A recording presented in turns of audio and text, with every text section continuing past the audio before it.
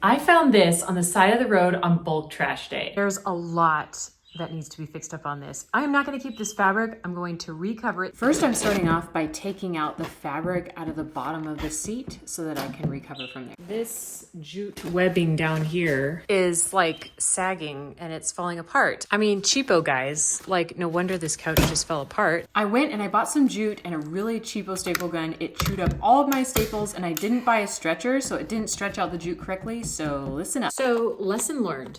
Don't just buy any staple gun because there's a reason why there's better quality and lower quality. I wanted to go to the store and get it ASAP because I wanted to work on this right away. When I could get this off of Amazon in one day, I was just so impatient. It's ridiculous. So I have the link to this one. This comes with a staple remover and it's a better staple gun. Oh man, that's a huge difference. Now I'm just gonna actually cut this open.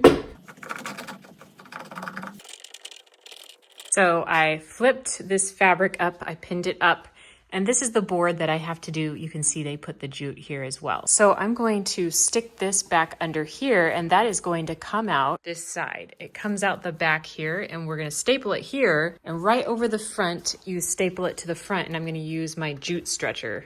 So I'm gonna staple this down like this, cut this off a little bit, just like so. Bend this over like this. This is what I was seeing that people do online. And then they staple it down. We're at the front of the couch. I stapled back here as I showed you, and I'm coming to the front and I'm gonna use my jute stretch. I am just trying to stretch it out taut. Staple it down. Then I proceeded to add the jute webbing going all the way down the chair so that I could do a weaving thing, which I'm going to show you in a minute. All of the rows going this way are done, and now I've fed this through under the armchair here, and I'm just weaving it through here. And coming out the side of this armchair over here, and I'm going to staple it right here. Now I have that stapled and coming around to the other side of the couch and use my jute stretcher.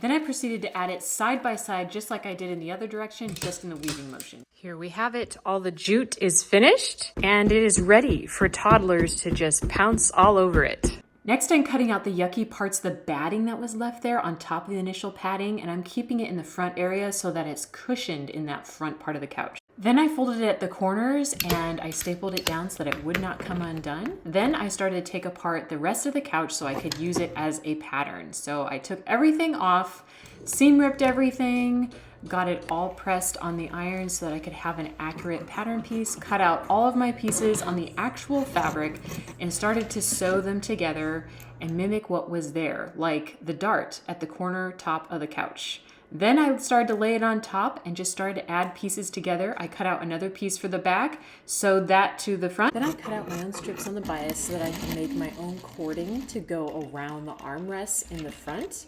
And this just added an extra touch. I have these main pieces. I'm not attaching these yet. Then I measured the front and the top, and then I cut out exactly what I measured and sewed it together so that it fit perfectly. So yeah, I'm gonna sew this corner to this corner here, and same with that side over there.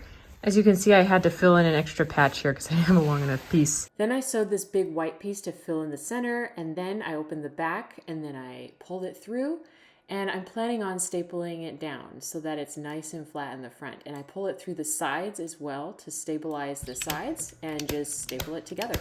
So here's this. I tucked this under and it's stapled right here. Now the next part is this back corner. I had to pull it, you can see it poking through here for the back. Make it tighter because the goal is to have everything all smooth. And this part here, you're gonna see this is here. I'm gonna pull this out, push this under, and it's gonna pull out towards the back. I am doing this the really probably old-fashioned way. I'm gonna fold this behind because I stapled this to the back, and then I'm gonna fold this behind and hand stitch it down.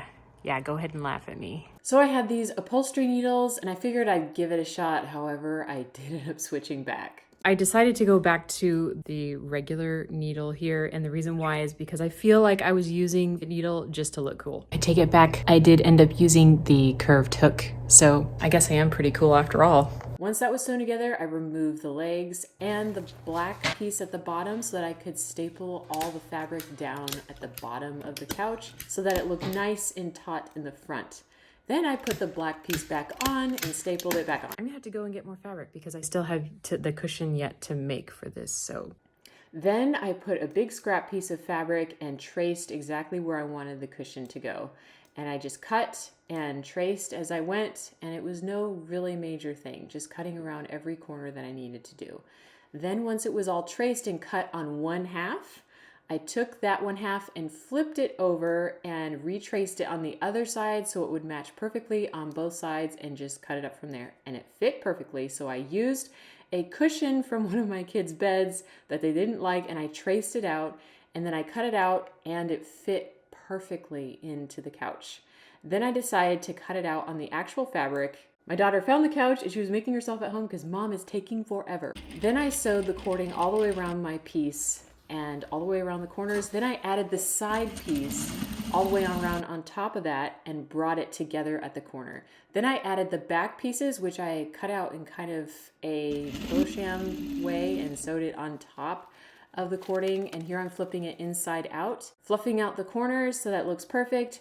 Then I screwed the legs back onto the couch and I added this extra batting on top that I found, and I lightly stitched it to the back, stuffed it into my pillow sham type cover, and that kind of fluffed it up a little bit so it wasn't so perfectly square. Then I added it on top and voila! I was really pleased with it. My kids absolutely love it, and no, this is not a dog couch. I found the actual listing for this couch. It is a toddler couch, and my daughter and my son absolutely love it. It's a complete hit, so hit that subscribe button if you enjoyed my video.